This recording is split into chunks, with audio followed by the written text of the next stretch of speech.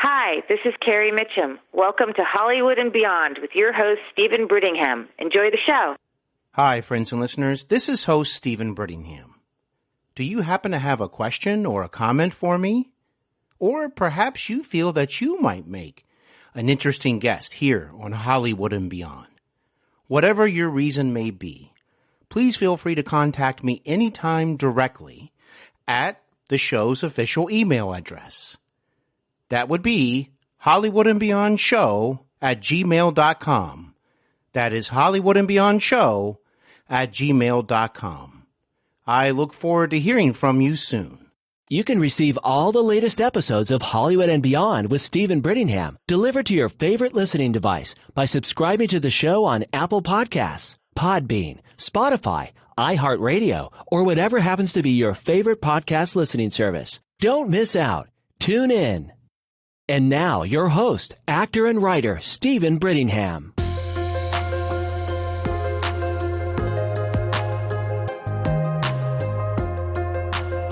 Welcome to Hollywood and Beyond podcast, everyone. I am your host, Stephen Brittingham, coming to you from the Queen City, here in Cincinnati. For those of you who are unaware, I once trained and worked as an actor in North Carolina, New York City, here at home in Cincinnati, and in Hollywood. Perhaps you too might enjoy movies or television shows from the days of classic Hollywood. My extra special guest is a lady from the golden age of Hollywood. A career that has spanned over 8 decades. Her leading men include cinema icons such as Burt Lancaster, Cary Grant, John Wayne, and Fred Astaire, just to name a few. And she also happens to have received an Academy Award nomination for 1952's comeback Little Sheba in the Best Supporting Actress category. I was thrilled at an opportunity to interview her. Actress Terry Moore is here. There is a twist, though, to this interview. Have you ever had a wonderful opportunity only to have a challenging roadblock before you? This was indeed my dilemma. For Terry Moore now prefers to have interviews conducted in person.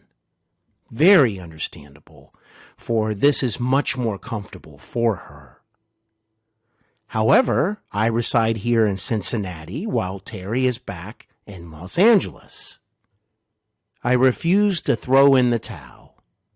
Enter British actress Isabella Blake-Thomas, currently seen in Secret Society of Second-Born Royals on Disney+. This talented young lady agreed to take my questions directly to Terry and record her answers. Isabella literally saved the day. I am so grateful to her. The result is an engaging and super enjoyable listening experience. And you will hear Isabella as well. And now, how about we have a listen as Isabella Blake-Thomas asks Terry Moore my questions. Everything from her early years, some of her leading men, 1949's Mighty Joe Young, and even her relationship with Howard Hughes are discussed. I will return at the conclusion. Here we go. Thank you for visiting me today on Hollywood and Beyond. I'm both honored and grateful to learn more about your amazing and memorable career that spans decades from classic Hollywood to today. Where are you from, Terry? Where am I from? I am from Glendale, California. I'm a California girl. What did you enjoy doing for fun while growing up? Is there an activity that you enjoyed doing during your childhood in particular? I loved going horseback riding and making movies. Did you enjoy watching movies at an early age? Oh, yes. It was my life. I started at 10 years old. What can you share with us about your parents and family? I had the greatest parents in the whole world. I miss them terribly. Yeah. And how supportive were they about you starting in the industry? They were everything. I could have never done anything without them. What was your very first role or experience on a film or television set as an actress? Television? Film or television? Oh, film. There wasn't any television then. It was 1940, and I made a movie called Maryland, the state of Maryland, and I played Brenda Joyce as a child. When I grow up as Brenda Joyce, I married John Payne, and I had to ride bareback standing up in that with Walter Brennan as my grandfather, and I had to go out and learn to do that, and from then on I just loved horses. Oh, wow. And what was your first? Did you ever do TV? Not till it came out. There was no TV then. And what was your first television show? Well, one of the first ones was Batman. I did a 3-parter, and it's the only 3-parter. They cut them together and made it a full-length movie. Oh, my goodness. Uh-huh. I didn't know that. Was becoming an actress something you knew you wanted to continue doing even at a young age? Always. That's all I ever wanted to be, was an actress. Really? And what was the thing that made you want to be an actress? I think I always saw films, and when I would go back to Utah, my cousins would have me dance for the kids and say I was a movie star and collect money. Really? Yes. Did you take acting classes to studio or have any training during your early years in Hollywood? At that time, was most training for actors conducted inside the movie studios? Yes, I did, and it was wonderful. I mean, when I was at Columbia, I worked with Natasha Lytess, who later then Marilyn came in, and she studied with her too, and we did scenes together, Marilyn Monroe and myself. Oh my goodness. How did your family feel about your involvement with acting as the years went by? Oh, they loved it. They were so proud of me. I mean, acting was really marvelous. Is it true that you once worked in radio during the 40s? Oh, yes, it was. That's when I had braces on my teeth and couldn't make movies, so I did radio. And I had 5 steady radio shows a week. I didn't know you did radio or had braces. I had braces. Did you? Oh, your teeth are beautiful. Oh, I thank you. Early in your career, you had various names before choosing Terry Moore. Is there a story behind your search for the perfect name that best suited you? Well, I was born Helen Coford, and then we shortened it to Ford, and my first grown-up movie where I got my first kiss was from Glenn Ford, and Harry Cohen said, we can't have 2 Fords in one movie, and so he turned to my mother and he said, what's your maiden name? And she said, Coford, Bickmore. And he said, that's too long, we'll just take the Moore. And he said, everybody thinks you are a Terry, which was my name in the movie, and there was no girl's name Terry, so I took the name Terry, and then my mother's half of her maiden name Moore. You were a part of an era during classic Hollywood where studios signed actors to long-term contracts. Is there anything you can share about landing a long-term contract with Columbia Pictures? Well, I had a 7-year contract with Columbia, a 7-year contract with 20th Century Fox, and before either of those, a 7-year contract with Eagle Lion. Wow! That's amazing! Columbia permitted RKO to borrow you for Mighty Joe Young in 1949. What stories can you share about appearing in Mighty Joe Young? Were you excited to be in this type of movie? I didn't know it was so wonderful until I saw it. I just loved it. I loved every person I worked with on that movie, and how I got it is the director said, let me see you run, and I ran all the way to the end of the lot and back, and he said, you've got the role. Really? Uh-huh. And what was that inspired by, do you think? My running? Mm-hmm. I love to run. Yes. Yes. You have worked with some of Hollywood's most talented and iconic actors and directors. I would like to ask you about a few of them in particular. In 1955, you worked with one of Hollywood's most talented dancers in film, Fred Astaire. What was it like working with Fred, and what are your thoughts on his contributions to dance in film? Oh, I loved him. He just remained my friend forever. Every Christmas he sent me a Christmas tree, and he helped me with my dancing so much. He remained a friend till the day he died. You were nominated for an Academy Award for your performance in 1952's Come Back, Little Sheba. What was it like working with Burt Lancaster? How did you feel being nominated for an Oscar? So unbelievable. I couldn't believe it, and I loved Burt. He was so good to me. How did you feel being nominated for an Oscar? I was just overwhelmed. I was thrilled to death. Did you attend the Oscars a lot over the years? What was it like attending the Oscars during the classic Hollywood years? Oh, it was wonderful. I usually went with Robert Wagner. We made the first CinemaScope movie together, and I think the third one together, and we still talk to each other nearly every day. There are so many iconic actors and actresses you worked with during your career.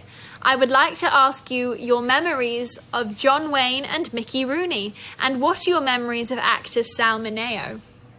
Oh, well, of course, John Wayne Duke was just my favorite of all, and remained my friend for my lifetime friend. And Sal Mineo was adorable. He was so cute. I remember his telling me, he was trying to impress me because I was older than he was, that he was a real man, and that he lived next door to Elvis Presley, and girls would come to him to get satisfied.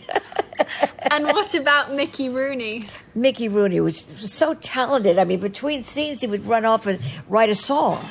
Or invent a dance. I mean, this boy was just nothing but talent. Oh, wow. And I started 2 movies with Mickey. Oh, wow. Look at you. Mm-hmm. I have mentioned several leading men you have worked with. Which ladies from classic Hollywood did you enjoy working with? Lady or men? Ladies. Oh. I enjoyed working with the men. And I would say Tyrone Power. Tyrone Power. Mm-hmm. Did you have a favorite woman to work with? I don't remember favorite women. I always liked men. Is there a director you especially enjoyed working yes, with? Elia Kazan, who directed me in Man on a Tightrope, and he was probably the greatest director who ever lived. Yeah, and he directed all of the great playwright. I'll have the name. Mm-hmm. Who wrote so many plays, that he directed everything he ever wrote. And what do you think made him so talented of a director? Well, he was from the Actors Studio. He was one of the formers of it, and he taught acting. He was an actor himself, and he was just so great. Nobody was ever like him. What can you share with us about your relationship with Howard Hughes? That was the love of my life, my first love. Yeah. First time I ever fell deeply in love. And how long were you together? 8.5 years. Wow. What type of man was Howard Hughes, or how would you best describe him? Or how was he what? How would you best describe him? Well, he was the first man to fly around the world. And he was adventuresome. He was a flyboy, a flyman, and he taught me how to fly, and I just thought that was all so romantic. I love that. Is it true you and Howard were married at sea by a ship captain back in 1949? Yes, it is. If yes, why did the courts refuse to honor the ceremony? They finally did. They did? Yes. I didn't know that. What year did that happen? Oh, God, I think it was around 1956. Your accomplishments in television are as impressive as it is in film. Is there a guest role or two that has extra special meaning for you, or that you enjoyed very much? I think it was still the Batman. I loved doing that. I loved Adam West. Mm-hmm. We remained friends right up to the time he died. And what was your favorite part about being in the Batman series? Well, I did so many parts. I was always in disguise. Really? Uh-huh.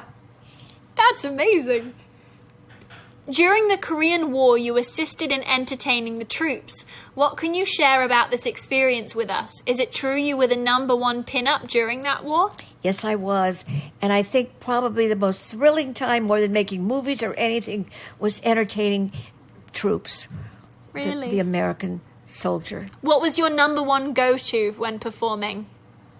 Go-to? Like, did you perform a song? Was it a monologue? What did you perform? I performed singing and dancing, and I always ended with "Give me a little kiss," where I brought up a soldier and gave him a kiss at the end. Oh, I love that.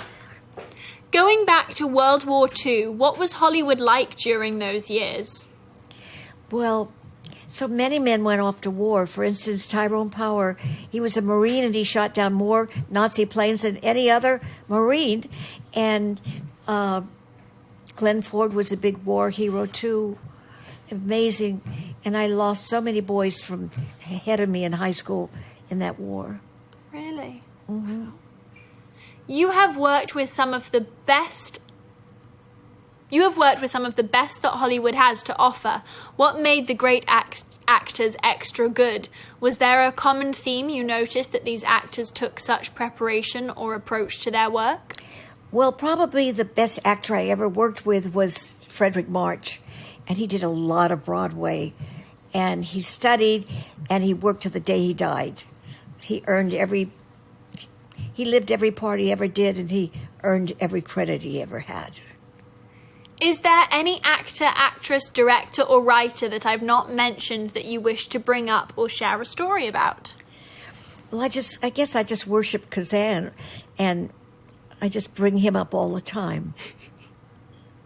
What was your most challenging or difficult role you had? Probably Come Back, Little Sheba. And why is that? Well, I had a director who was very hard on me, and he was raised the same way that Kazan was. Kazan treated everything with kindness, and he was very rough. And he'd say, don't touch it, but feel it. Don't look at it, but see it. Don't, all of that. And it did teach me a lot, but it was hard on me, too. Makes sense. You gave a heartfelt and touching performance in director Elizabeth Blake-Thomas's Evie Rose. You also had wonderful chemistry with the talented Isabella Blake-Thomas. What can you share with us about appearing in the film? Because I loved Isabella so much, and I still do. I will for life. I really feel like more like Millie than Terry Moore. Evie Rose. I love you. Looking back on your career, what did you like the most about being an actress? Being an actress. Mm-hmm. Yes, being an actress is what I like the most of it. Meeting people, working with people, meeting all the stars I did, getting the travel and getting to entertain troops. I loved all that. I love people. By chance, do you have any stories or memories or comments about Judy Garland and Clark Gable? Well, Clark Gable, my mother and I were walking outside of MGM, and Clark Gable came walking towards us in his World War II uniform, and Mother said, "There's Clark Gable." And she was used to my just saying, "There's Lucille Ball." I just acknowledged it. That was it. And I looked up, and I fainted, dead away. I mean, he was so gorgeous. How about Judy Garland? Judy, I'd see a lot. I just loved her. Of course, I saw Wizard of Oz over and over, and I saw Judy right up to the time she died. Really? Uh-huh. And what was she like as a person? Oh, she was adorable. She was so dear and wonderful. I loved her. I loved her so much. Is there anything you wish to add or say that I've not brought up? No. I think you've done a great job. Covered everything. Uh-huh. And then he says, Terry, thank you from the bottom of my heart for your time. One of my highest honors. You certainly were one of the classic Hollywood most talented and beautiful ladies. Much love and respect to you always. Stephen Brittingham. Oh, thank you. There you go, friends and listeners. I hope you enjoyed listening to Terry Moore answer my questions with the assistance of Isabella Blake-Thomas. Once again, my thanks and gratitude goes out to Isabella. Now there is a young lady I can't think highly enough of. Before I go, I thought I would also add the following, because it seems pertinent to do so. Isabella and Terry actually worked together recently, in a film together titled Evie Rose, which also happens to be directed by Isabella Mum, as she would say, British filmmaker Elizabeth Blake-Thomas, a lady I also think so highly of, who returned to the podcast to share the behind-the-scenes stories of making Evie Rose. The film was actually based on a true story, starring her daughter Isabella and Hollywood icon Terry Moore. This is Stephen Brittingham.